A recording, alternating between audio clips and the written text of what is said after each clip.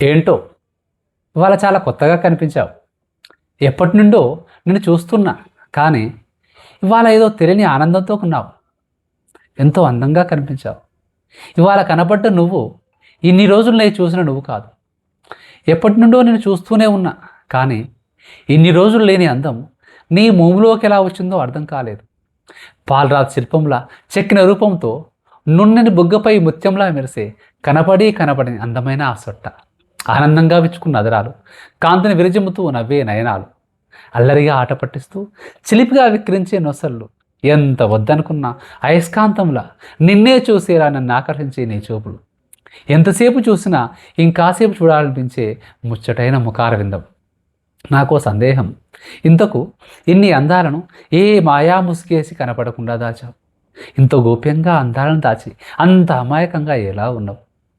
బహుశా అందమైన అతివకు తెలివి ఉంటే అచ్చును ఇలానే ఉంటుందేమో కదా. నిజంగా భలే నేర్పరి నువ్వు. అయినా వసంతకాలంలో పచ్చని చిగుర్లతో పరవశించిన ప్రకృతిలా అందం అలంకరించుకొని పోసిన అందాల రాశివైన నిన్ను, నీ అందాలను నేను ఎలా తిలకించకపోతున్నా విచిత్రం కాకపోతే? కళ్ళుండి చూడలేకపోయానా?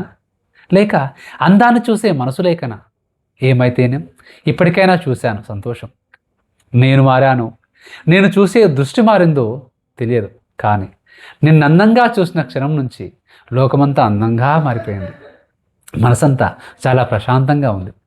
నాకు ఇప్పుడిప్పుడే ఒకటి అర్థమవుతుంది, చూసే కళ్ళను బట్టి లోకం కనబడుతుందని.